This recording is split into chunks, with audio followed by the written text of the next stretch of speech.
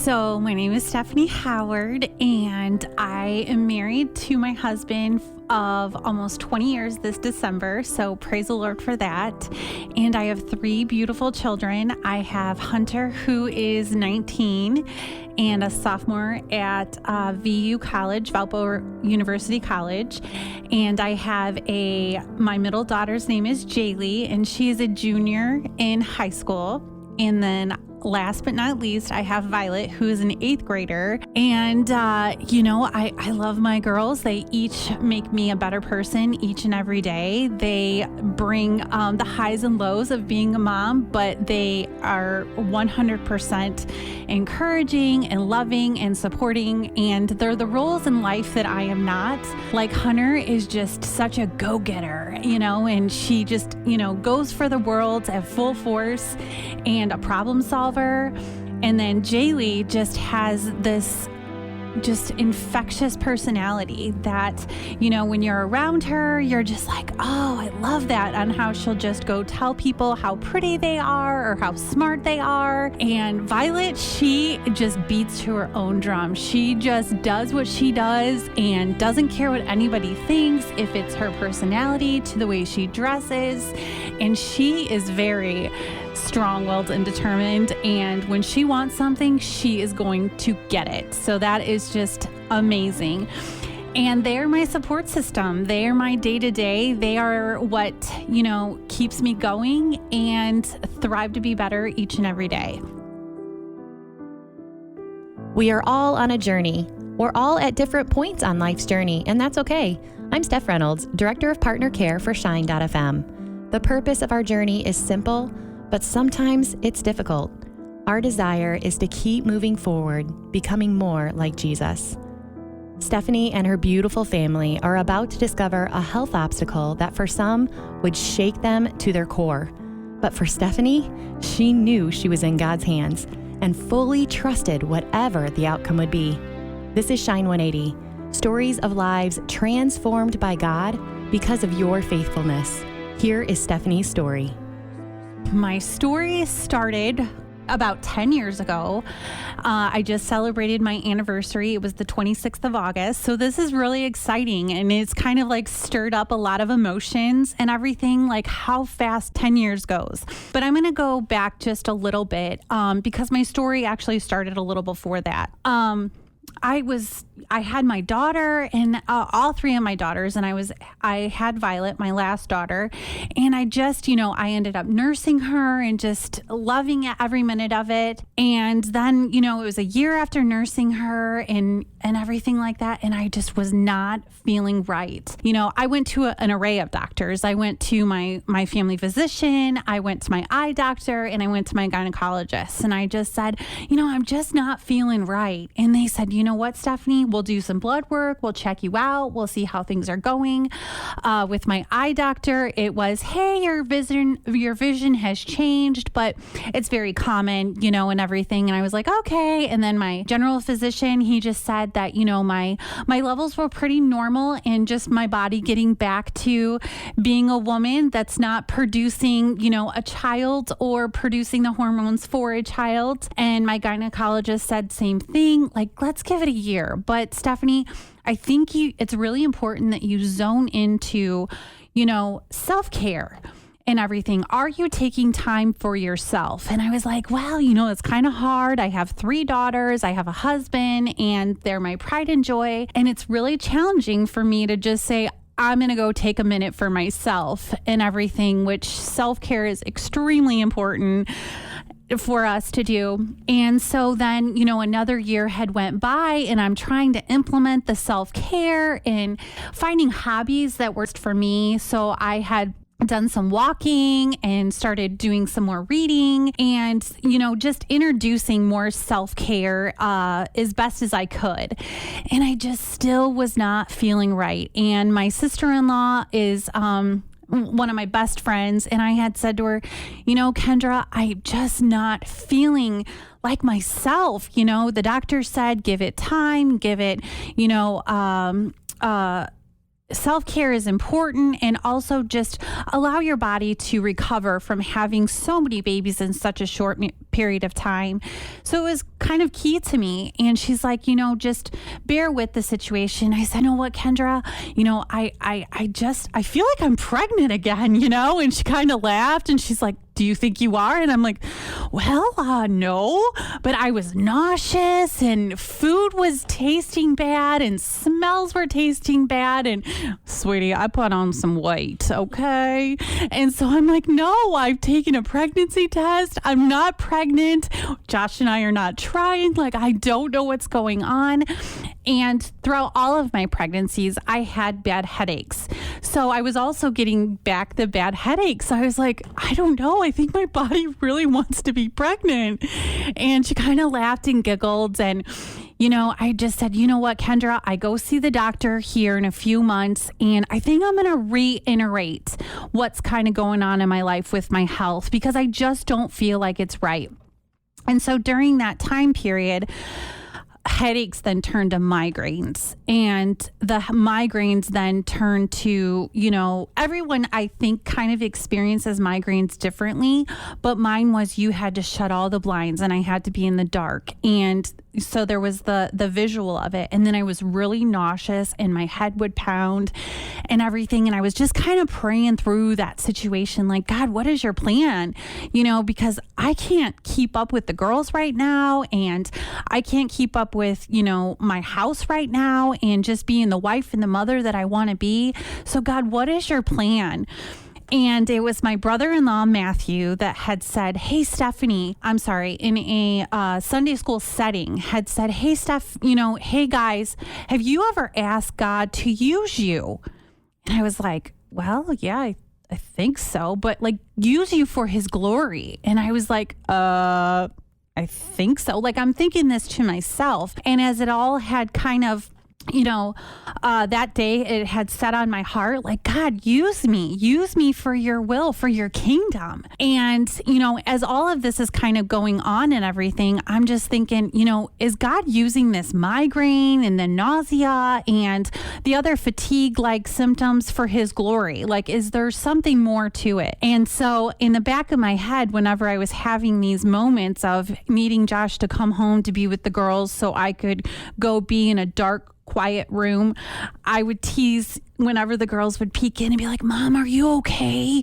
And I'd be like, oh, Mama just has me a brain tumor. And I would make jokes, because sarcasm is my way of like coping with things. And I didn't want them to stress. And I really didn't have that serious severity, what a brain tumor was and everything. And I just kind of joked about it. And then, that doctor's appointment that I had chatted about a little bit earlier had came up, and God had allowed us before that doctor's visit.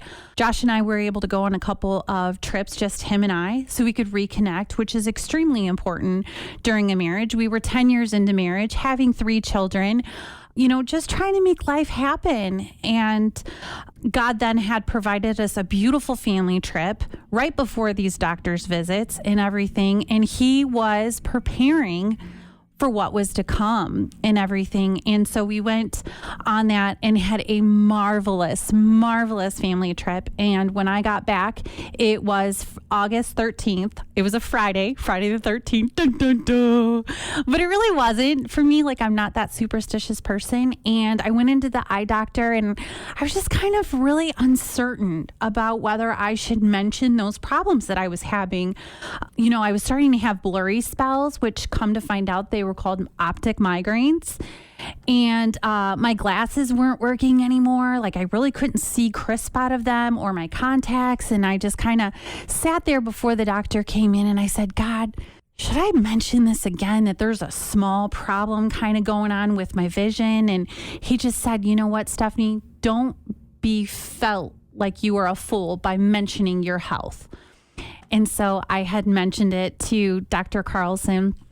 And I said, Doc, I know we mentioned this here, a year and a half, 2 years ago and everything, but I'm still not feeling good. And he's like, all right, we'll get you checked out. Super nice man and everything. And he does the eye visit and he says, you know what, I'm going to go grab my associate. And his associate comes in and he's kind of looking at some things and he says, you know what, Stephanie, we're going to have to get you an MRI. And I was like, oh, that sounds like fun. Never had one of those before. And he says, when are you available to actually go get this MRI? And I said, well, you know, my schedule's pretty free during the day. I'll try as soon as I can. How's Monday sound? He's like, all right, Monday sounds good, but it is really important that you get that MRI. And I was like, okay. And, you know, he didn't really disclose too much of what was going on. He just said, we need to take a fuller look of what's kind of going on.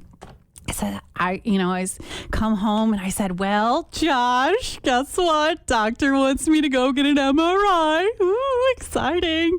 But let's celebrate because Violet's birthday is the 15th. So let's celebrate Vi's birthday. Let's not get too stressed about this situation. You know, Mom will probably have some cataracts at 29. And he was a little worried, little stressed. And I said, you know what, babe? It's probably Mama has a brain tumor. Josh did not think that was funny.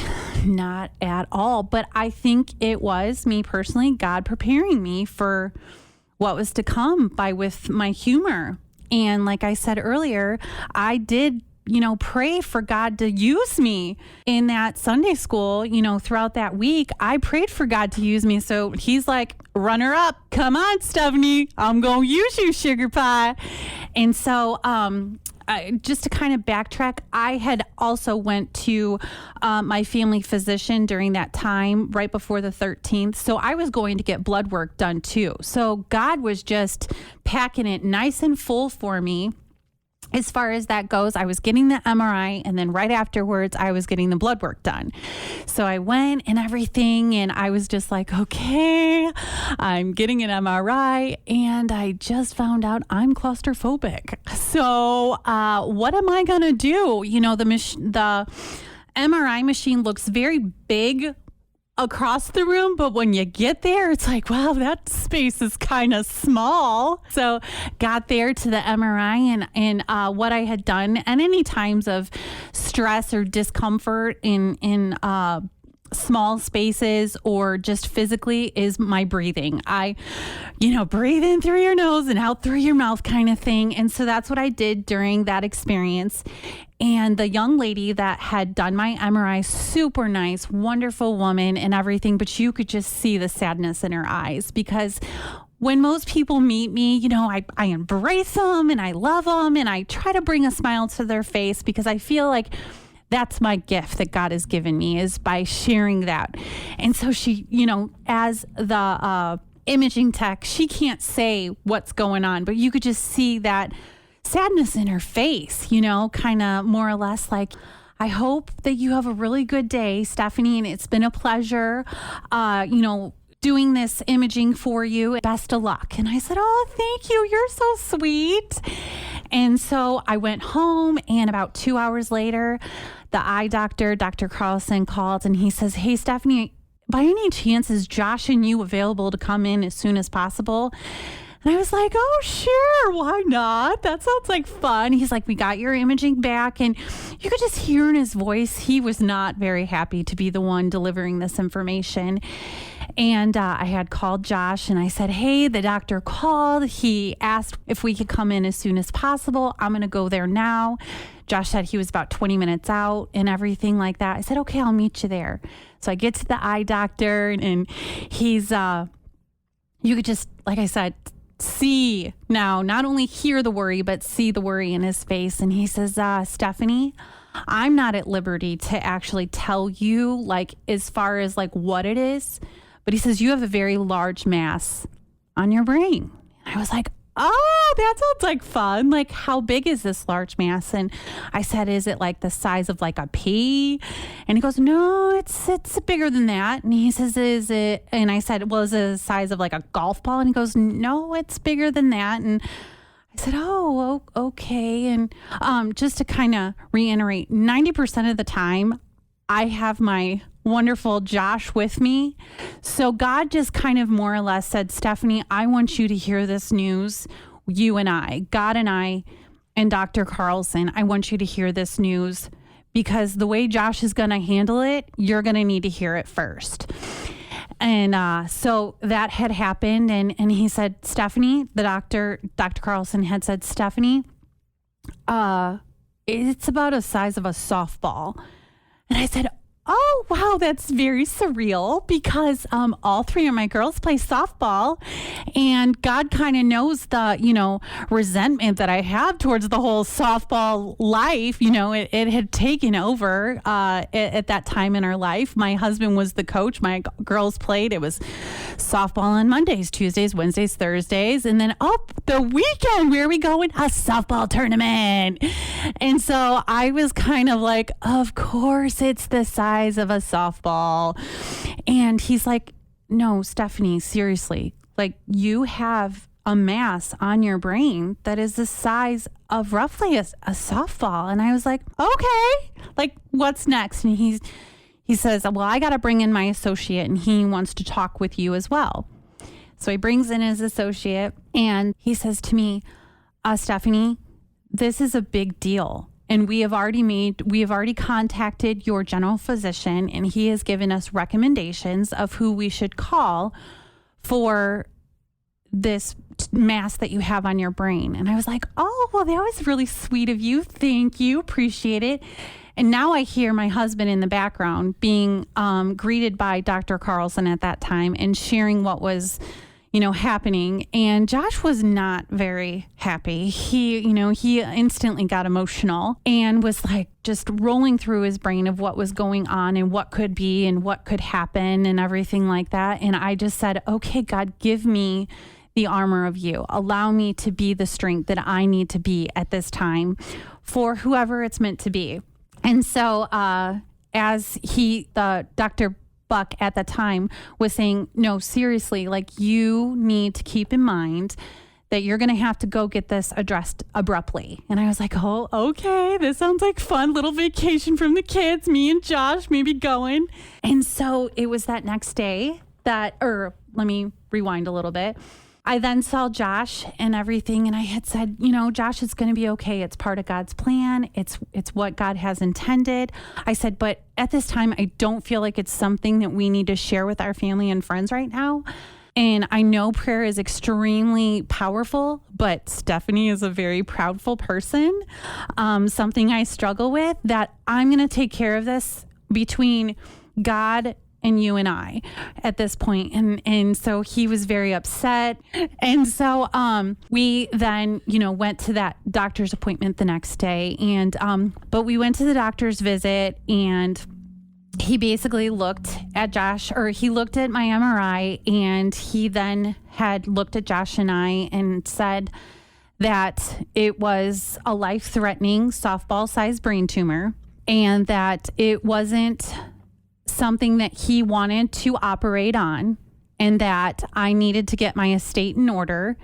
And then Josh had said, well, how much time does she have? And he says roughly about 10 to 14 days and everything. And Josh was like, you don't understand. This is my wife of 10 years. We have 3 children. You can't just give us this information and not give us any hope or will or an outcome and everything. And he said, I won't operate on it because it has fingers. It's wrapped around our pituitary gland and our carotid artery, and it's massive, and I won't do the operation. And so Josh was, again, just beside himself of anger and, uncertainty. And I just said, baby, it's okay.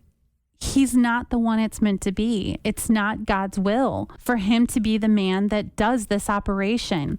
And at this point, Josh isn't really hearing my kind, loving words that the Lord is giving me. He is hearing, I need to get answers. I need to get a doctor. I need to get someone that's going to come alongside our family and see the worth that I have in my wife and the mother of my children.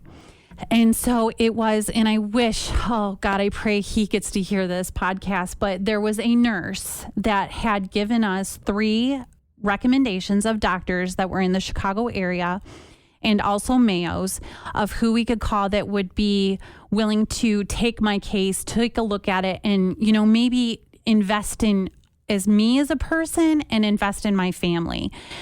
And like I said, it was a nurse that did this. When we had asked the doctor for references, he wouldn't give them.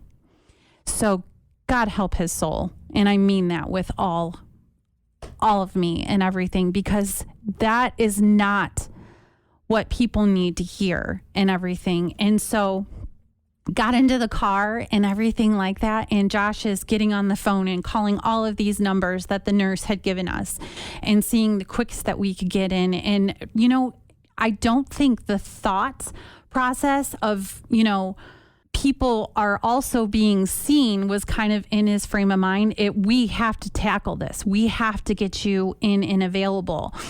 And we have to, I can't lose my wife. And so he made all these appointments, and they were roughly anywhere between like 7 to 10 days out.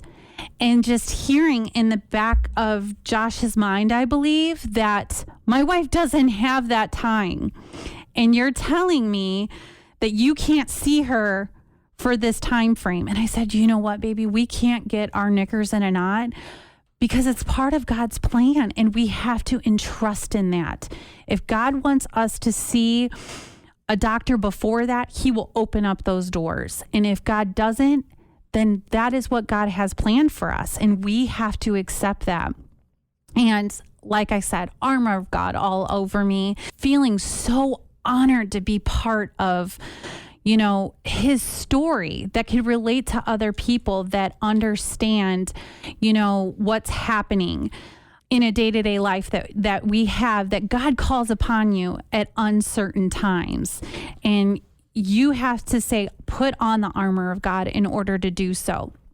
And so there we are lying in bed and everything. And we weren't quite ready to, like I said, share this with other people, because at that time, you know, and even now, I feel like you have to have a resolution before you give devastating news.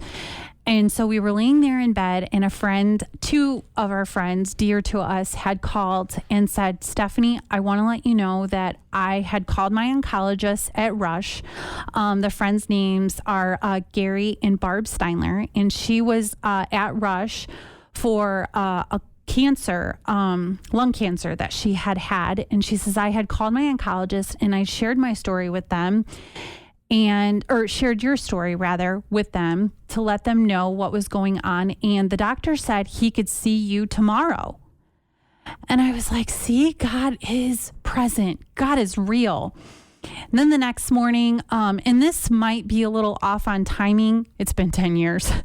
And then the other doctor had called and he had said, there was a cancellation and he could take my case as well. So therefore, I was going to see a doctor at Rush University, and then I was going to see a doctor at Northwestern, like back to back and everything. And I just had said to Josh that, you know, this doctor, I'm interviewing him and he has to make me feel warm and fuzzy. And he doesn't have to be like Dr. Poopy Pants that we saw, you know, a day or two ago and everything. And he's like, okay, you know, and Josh is more of, okay, I'm going to go online. I'm going to check him out. I'm going to do my research. And I'm just like, you know, this is God's plan. As he likes to say, I'm a kite girl and I just go with the Holy Spirit and faith. And he's like facts and figures. And so we had got there and, met Dr. Burns is what his name was. And he was so hopeful. He come in and he had confidence and just exuded positivity. And that is what I thrive on. And like I have said throughout this whole, you know, interview is I had prayed about it and I prayed about it. And so Josh had a list of questions and, you know, I didn't really have the questions. Like I said, I was going all warm and fuzzy and everything. And he says, yes, Dr. Burns had said, yes, actually, I just did this surgery last week sometime of a woman that her tumor was actually even a little bit bigger than a softball, and she is now home. And she was an international patient and everything. And he goes, and she's actually back home right now after having surgery. So I have hope for you. that all will be okay. And it was just a total different story than what that previous doctor had said. And I was like, okay. But then my big question was, how are you as a person? And I said, well, we're going to go see this other doctor at Northwestern. What is your thoughts? I wanted to see if he was humble or if he was, overly confident. And he was confident with class. He says, we have done cases together and he's a good guy. And if he was the gentleman to do your surgery, you would be in great health. You would be in great hands. I believe 100% you would be okay. But I want to do the surgery. And I was like, okay, I like what you said. Giving a little shout out to friends in the area of assistance. And so we said, okay, well, we're going to think about it. We're going to pray about it and we'll get back to you. So we had got back to the car and I said, you know what, Josh? He had asked me what I thought. And I said, hey, Josh, I really like him. And he says, well, do you think we need to go see that other doctor? And I said, no, I don't think so. I think this is who God wants him, to do it and everything. I think we need to, maybe go back inside and let them know. Knowing her own body and being an advocate for her own health when things didn't just seem right, Stephanie pursued answers. After several tests, she finds the answer is a softball-sized brain tumor.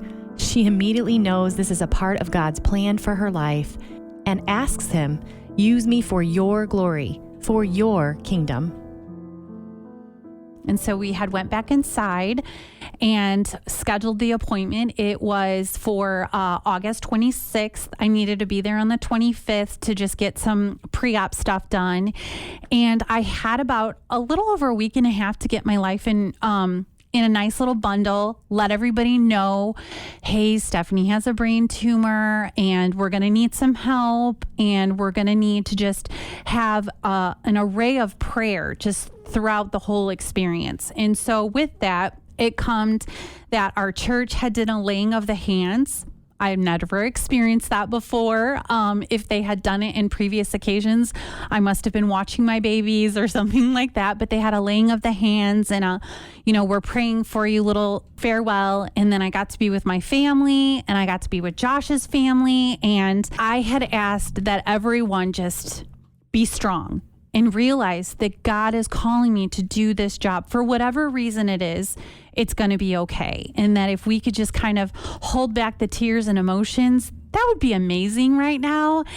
And pretty much everybody agreed that that was a doable thing. But behind closed doors, there were a lot of sadness and a lot of uncertainty. And it was something that I had been masked to by God. Like I was oblivious to what was to come and everything for everybody else. I had a mother that was like, my daughter is 29 years old and she's going to have brain surgery. And she's making it seem like she's just going to get her arm reset after breaking it. Like, this is not realistic. And I really tried to shelter my girls and make it seem as fun, as exciting as I possibly could. I did not want to interfere in their lives at that time at 9, 7-ish and 4 at that time. I did not want to encrypt and have them worry about what their mom was going to be going through. And so, I got a lot of good food during that time. Oh, sweetheart. When you tell people you're going into surgery, they will get you some good eats. And I was like, okay, I'm not going to deny that invitation. This is the way of love they are giving me. And so to get back on track, I went in and got that I went in and got all prepared for surgery and everything like that. And I was ready. I was like, I love you guys. Have a good time. I'm going to have this good old nap and we're just going to wake up and just start our day, and everything was not that way for them. As I had said, they were very upset, but I had a tribe of people praying for me. And at this time I wasn't on social media. So I had all these advocates that were saying, pray for Stephanie Howard, and just multitudes of people praying for me. So the power of prayer is just remarkable.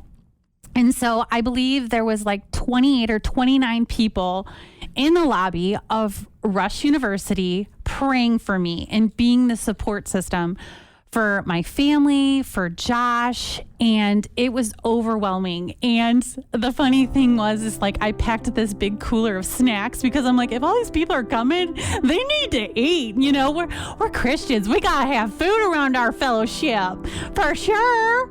And so it was that, you know, everyone that had made it there, you know, I wanted to make sure they were as comfortable as I was, because man, I was just going in for me a long nap. And fast forward about 13 hours later, everyone else has a different side of the story, but about 13 hours later, come out of surgery. And at that time, you know, I was a little groggy, a little nauseous and everything like that. And everything was just a little like, I need to just rest. Like, I did not come out thinking, okay, we got this. I was like, okay, we just y'all are just a little too loud and you just gotta calm down a little bit and everything. And, you know, I was a little nauseous too at that time and stuff. But so I ended up resting the rest of the night and everything. And I woke up, you know, I think it was like 7-8 o'clock in the morning, like a Pop-Tart. I was ready and I was rearing to go and everything like that, just as I intended. I thought I would be, but you know, God thought I needed a little rest. So I was like, okay. And so I woke up and I was just ready to just do whatever I needed to do to get, you know, out of there and to my babies as quick as I possibly could. And so fast forward a little bit, I was there 4 days. Past my my physical aspect of things, my cognitive, you know, movements and thinking and everything like that. And alongside during that time, my one brother, Doug, was there. And he just kept laughing at me like, oh my gosh, Stephanie, like, do you have any idea how mind-blowing this is right now? Like, you're like, just fine and you're okay. And we really got to have some good, you know, like spiritual time. And, you know, just, he really got to see God at work. And that was the beauty of it. And I really think it strengthened his walk with Christ, seeing that you took my sister in a 13-hour brain surgery that she wasn't probably supposed to make it out of, and she's here today. Like, let's not take life for granted. And my dad was there, and, you know, my dad was my dad. Like, Stephanie, calm down, calm down. Things I've been hearing my whole life. You know, we chatted about, you know, when a Stephanie is in the room kind of thing. You know, it's like, Stephanie, be quiet. Stephanie, sit down. And, you know, you can't calm a Stephanie by no means. And so went home after 4 days and I was doing really good. And Barb and Gary and a few of the other young ladies in our church had organized to where they were making meals for me and my family, and they were providing, you know, just home care that I needed during that time. They came in and cleaned my house and everything like that. I mean, they were just so beautiful.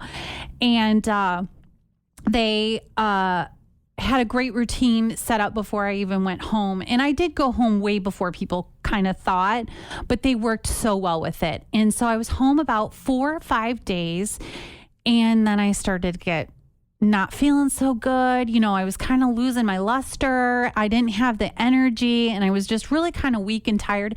And I could tell once again, something just wasn't right with my body. So I feel like I've always been really in tune with my body, and just something wasn't right. And Josh had went to go lay down in the living room, and I was in the bed, and I just said, you know what? I was very strategic about taking my meds. And I was like, yeah, you know, I'm going to set a timer and everything so I could take my meds, and I'm going to try not to wake up Josh because, I mean, whew, he has been through the juggler, you know, and just jumbled all around, just trying to make sure everything is where it needs to be, crossing I's, dotting T's and everything. So I just wanted to allow him to rest. So set that timer. And when I woke up, when it went off, the alarm and everything like that, I had a good array of a discharge and blood and everything all over the pillow and everything like that. And then I ended up going and managing my way by God's grace, to making it to Josh and saying, hey, Josh, I'm not feeling so good. And immediately he got on the phone, called his mom, called my sister-in-law, and they came just dropped everything. It was the middle of the night, came to be with my girls and be with me. And they rushed me up to Chicago. Josh had got on the phone, talked to Dr. Burns, my neurosurgeon, letting him know what was going on. And so it was my father-in-law driving, which is kind of spooky, but I made it. And then Josh in the passenger seat, and then my sister-in-law with me too.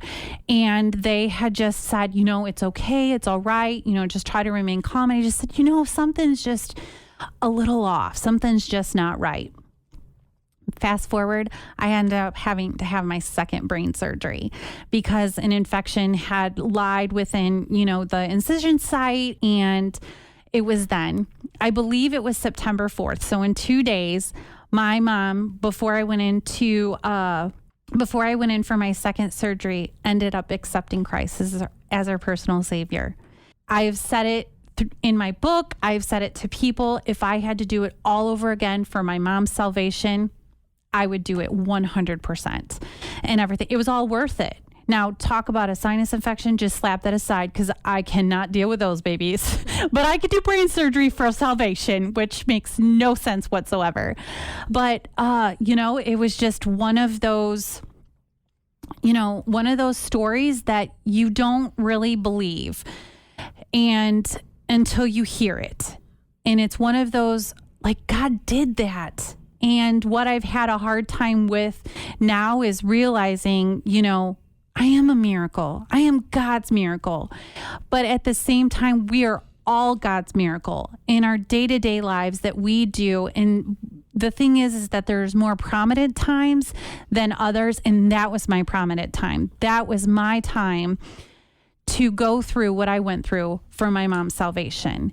And so during that time, I then started to get on social media and I got to see the array of people that were praying for me and wishing the best and encouraging my mom and encouraging my family and encouraging, what Christ has done and that he is real and he is tangible because of the people that God had placed in my life. They now knew someone personal that had been touched by Christ and not take that to a degree of for granted, because I think we kind of get in that everyday life of, well, it's just is what it is. But what our is God's plan, is God's glory. Each day is a blessing. Each day is meant for God's purpose and God's kingdom. And we shouldn't, take that for granted. So that's my brain story, my brain tumor story. 2 brain surgeries, an immense amount of prayer warriors, an amazing God who made it clear that Stephanie's time on earth isn't done. In fact, because her mom saw her strong faith standing in the fire, Stephanie's mom accepts Jesus. In Stephanie's own words, that salvation is worth every ounce of pain. So it was my brother-in-law, Matthew, and my brother-in-law, Elijah, who were huge in Christian music. And I had only known Christian music for hymnals and everything. And I kind of needed a little bit more pep, a little more pizzazz. And my brother-in-law, so this was about 2 years before my surgery, he had introduced me to Casting Crowns, Mercy Me, 10th Avenue North. And it was part of my day-to-day. It was part of my walk. And they gave me the permission to get closer to God through this music. And so whenever, I just was happy, I was listening to Christian music. Whenever I was sad, I was listening to Christian music. Whenever I was frustrated, I was listening to Christian music. That is where I was going. And it was just such a blessing. And it felt like Christian music was coming right alongside with me in my journey, as a mother, as a wife, as a person that sometimes feels defeated or prideful, or a person that just needs to take it to the next step, and just realizing, hey, I am learning me some Bible verses through song, and which is the best way for me to learn. has just been amazing. So right after I had surgery, the first surgery, I asked Josh, can I please have my earbuds so I can listen to some Christian music and everything like that? And it is my go-to. Like, I don't really listen to other stations very often, and everything Christian music is my prime as far as, my day-to-day. I've became a runner over the last 10 years. I know, I'm surprised too. And it has gotten me through those times of defeat where I'm just like, oh my goodness, I can't go anymore. And just, the Christian music that has just like, you got it. God is with you. You are not alone. And it comes at the most profound times. And I'm just like, he plays that song and I'm just like, oh, thank you. I can go a little bit further and everything. And 10th Avenue North, it is struggle. Huge. It was struggle. And then Brandon Heath. But I also fell in love with Lauren Daigle. Oh, Lord, love her. I love Redemption. I love the one about climbing the mountain and everything like that. Oh, just 10,000 miles. I mean, like, all these songs are just so prominent. And Josh, Hunter, and David is Hunter's boyfriend, ran the Chicago Marathon 3 years ago. And boy, did I clench to my Christian music. But here's another thing that I think is very prominent is I think that it's important to say that there is a special time and place where God connects with you. For me, it's the pavement. It's running, it's walking. That is where God connects with me the most. I don't have the outside influences, and the Christian music kind of gets that thinking going. And then my prayers start opening up to God, just saying, yes, you're hearing me. This song is speaking to my heart, and God, you are hearing me, and you are hearing you're hearing my prayers right now. He meets me on the pavement, and that's why, but I will not, I repeat, ever do another marathon. I will continue to run, but I will not do another marathon. Oh, no. I'm a one and done kind of gal. Stephanie is flourishing in life with an abundant amount of energy and humor while shouting from the rooftops the goodness of God. Christian music came right alongside her in the healing journey. In the good days, bad days, and now in her healthy running adventures. It is a time of spiritual and physical renewal when she runs and worships Jesus. Stories of healing, redemption, restoration. This was Shine 180, Stephanie's story. I'm Steph Reynolds, Director of Partner Care at Shine.fm. Your story matters. Your story offers hope and encouragement to others. Share your story today by calling 855-987-9866. That's 855-987-9866. Shine 180, stories of lives transformed by God because of your faithfulness.